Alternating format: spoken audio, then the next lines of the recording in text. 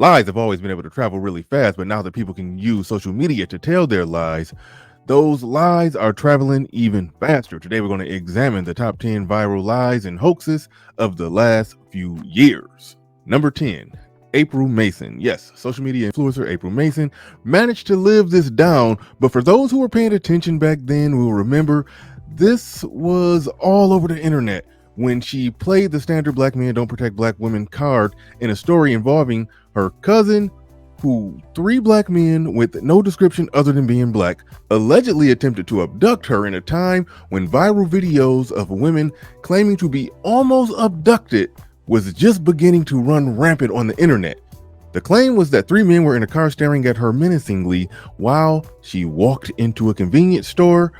One of the men got out of the car and followed her through the aisles of the store, tapping on the side of his waist, signaling that he had a weapon.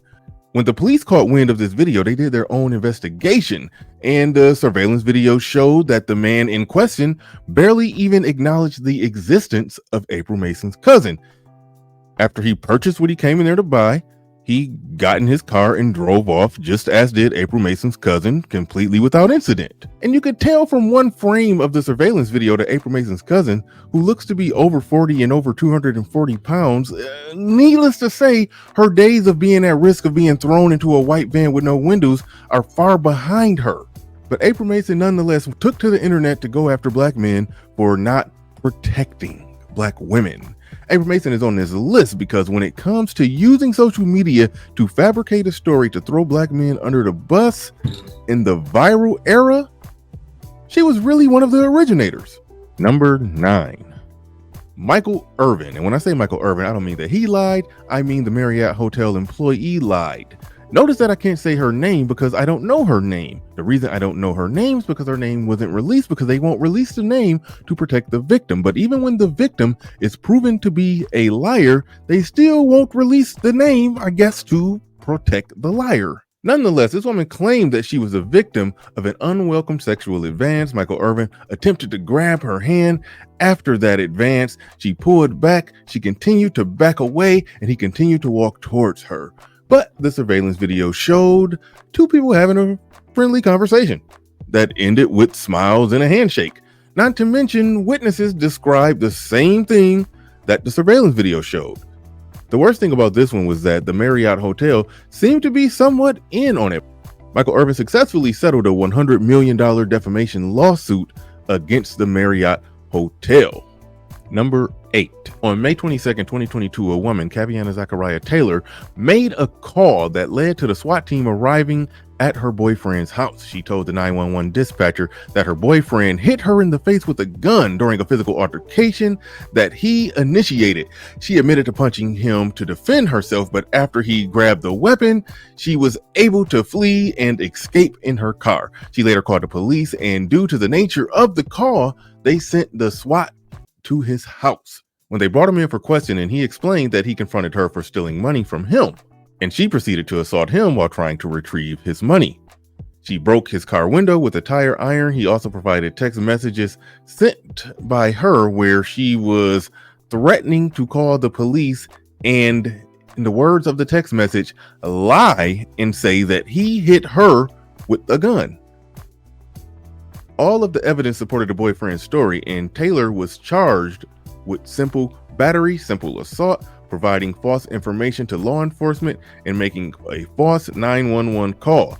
She was held on $10,000 bail, one of the rare cases where the liar is actually brought up on charges. She later admitted that her entire story was false. Number 7, Chris Brown. I could fill this whole list up with high-profile Me Too cases, but it would be too easy. But the blatant nature of how Chris Brown's case ended with the accuser's lawyer quitting on her and no other lawyer being even willing to take her case. After claiming that Chris Brown drugged her on a yacht, pulled her into a room, and had sex with her without consent. That night was their only encounter with each other. Months later, she filed a lawsuit against him for $20 million.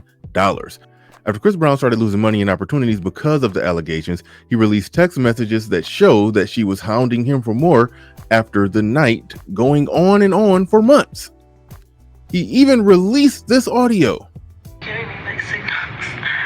you're like reading messages and stuff, and you haven't blocked me yet, so I'm guessing you don't hate me. I just want to see you again. I mean, just answered the phone and you just hung up. Like, just let me know. Like, if you want me to leave you alone, I definitely would, but I really just want to again. In short, she put a case on this man because he ghosted her.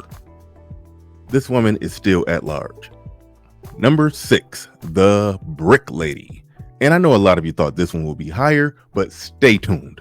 But the Brick Lady, who apparently has the same food allergy as Will Smith in Hitch, played the same old card of black men not protecting black women to concoct a story that she was hit in the face with a brick by a man who she declined to give her number, while other black men stood and watched. With no evidence other than a swollen face and a video of her reeling off popular YouTube talking points, she managed to raise $40,000. Her benefactors later found that this wasn't her first time running this same exact scheme. She did it 3 years ago, and this was far from her first GoFundMe. Not to mention plenty of other videos of her accusing someone of doing something to her in hopes of going viral. She's a full-time scammer who averages a GoFundMe per year. Even the nurses confirmed it wasn't a brick, it was a food allergy. Number 5, Juicy Smouye. Everyone else on this list is a woman, so Juicy should feel right at home. This one would be higher on the list, but he didn't hurt anyone but himself, hiring 2 swole Nigerian dudes to cosplay as Trump supporters to beat him up.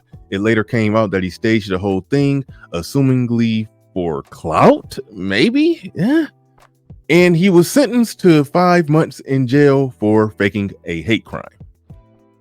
Now we gotta save the number 4 spot for the white woman who single-handedly lowered the stock market value of white woman tears. Yes, Amber Heard. This was no doubt the most publicized lie on the list, but nowhere near the worst lie on the list, because they're about to get pretty bad.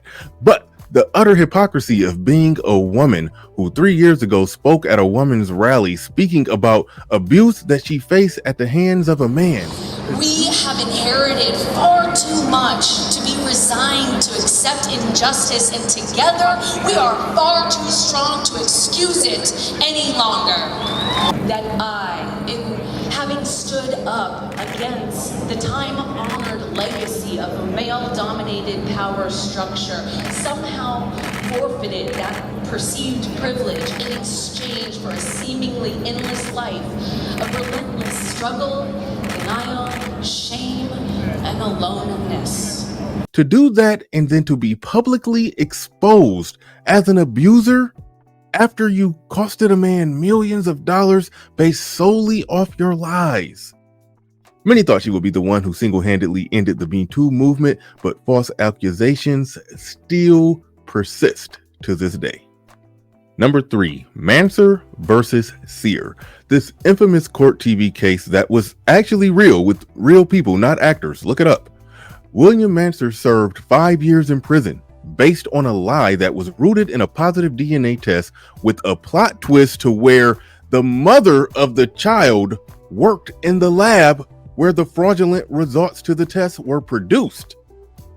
Bill Manser served 5 years for unpaid child support and then had to continue to pay after he got out of prison all the way until the child was 18. When the new accurate results came in, Elizabeth Sear unapologetically said she knows who the real father is, and she talks to him to this day.